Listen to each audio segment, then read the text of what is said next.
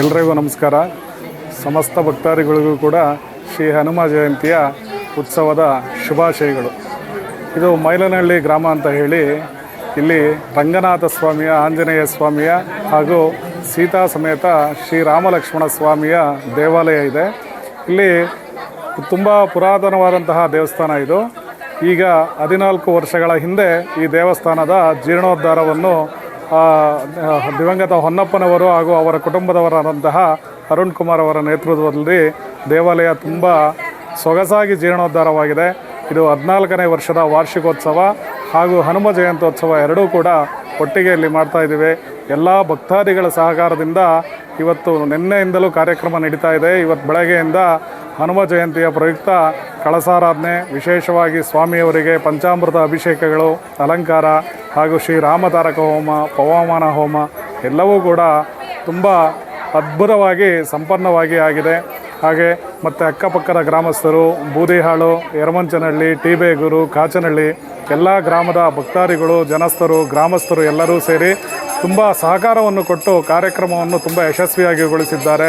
ಬಂದಂತಹ ಭಕ್ತಾದಿಗಳಿಗೆ ಇಲ್ಲಿ ಊಟದ ವ್ಯವಸ್ಥೆ, ಪ್ರಸಾದ ವ್ಯವಸ್ಥೆ ಎಲ್ಲವೂ ಆಗಿದೆ. ಸಾಕಷ್ಟು ಸಂಖ್ಯೆಯಲ್ಲಿ ಭಕ್ತಾದಿಗಳು ಸೇರಿ ಇವತ್ತಿನ ಕಾರ್ಯಕ್ರಮಕ್ಕೆ ಎಲ್ಲರೂ ಕೂಡ ತುಂಬ ಸೊಗಸಾಗಿ ಸ್ಪಂದಿಸಿದ್ದಾರೆ.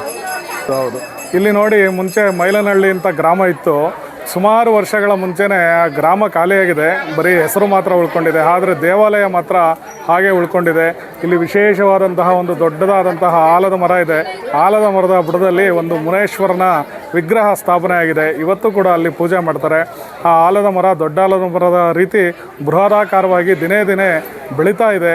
ಅದೇ ರೀತಿಯಾಗಿ ಜೀರ್ಣೋದ್ಧಾರ ಮಾಡುವಾಗ ದೊಡ್ಡದಾದಂತಹ ಒಂದು ಕಾಂಪೌಂಡ್ ಮಾಡಿ ಒಂದು ಪಾರ್ಕ್ ವ್ಯವಸ್ಥೆ ಎಲ್ಲ ಮಾಡಿ ತುಂಬ ಚೆನ್ನಾಗಿದೆ. ಹಿಂದೆ ಒಂದು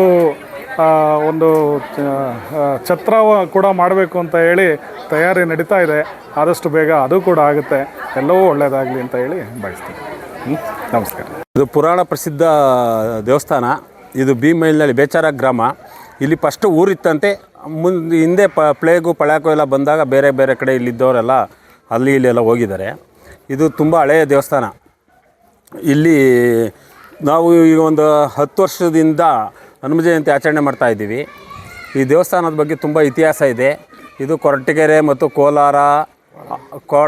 ಕೊರಟಗೆರೆ ಕೋಲಾರದ ಕಡೆ ಎಲ್ಲ ಈ ದೇವಸ್ಥಾನಕ್ಕೆ ಆದ ಭಕ್ತರುಗಳಿದ್ದಾರೆ. ಇದನ್ನು ನಾವು 10 ವರ್ಷದಿಂದ ಆಚರಣೆ ಮಾಡ್ತಾಯಿದ್ದೀವಿ ಹನುಮ ಜಯಂತಿ. ಮತ್ತು ಪ್ರಸಾದ ವ್ಯವಸ್ಥೆ ಪ್ರತಿ ವರ್ಷವೂ ಒಂದು 500ರಿಂದ 1000 ಜನಕ್ಕೆ ಎಲ್ಲ ಪ್ರಸಾದ ವ್ಯವಸ್ಥೆ ಇರುತ್ತೆ. ಬೆಳಗ್ಗೆಯಿಂದ ಏನೇನು ಪೂಜೆಗಳಾಗಿದೆ? ಬೆಳಗ್ಗೆಯಿಂದ ನವಗ್ರಹ ಪೂಜೆ ಇತ್ತು ಮತ್ತು ಹೋಮ ಇತ್ತು. ಶ್ರೀರಾಮ ತಾರಕ ಹೋಮ ಮಾಡಿಸಿದ್ದು ಎಲ್ಲ ವಿಜೃಂಭಣೆಯಿಂದ ನಡೀತು. ಕುಂಭಾಭಿಷೇಕ ನಡೀತು. ಈ ದೇವಸ್ಥಾನ ಹಿಂದೆ ಶಿಥಿಲವಾಗಿತ್ತು.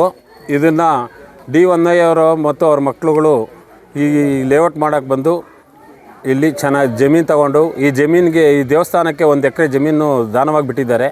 ಮತ್ತು 4 ಕಡೆಗೆ ರಸ್ತೆ ಮಾಡಿದ್ದಾರೆ. ಒಳ್ಳೆ ದೇವಸ್ಥಾನ ಕೊಟ್ಕೊಟ್ರು. ಮುಂದಿನ ದಿನದಲ್ಲಿ ಇಲ್ಲಿ ಚೌಟ್ರಿನೂ ಮಾಡ್ತಾರೆ. ಇನ್ನೂ ವಿಜೃಂಭಣೆಯಿಂದ ನಡಿಬೇಕು ಅಂತ ಕೇಳ್ಕೊತೀವಿ.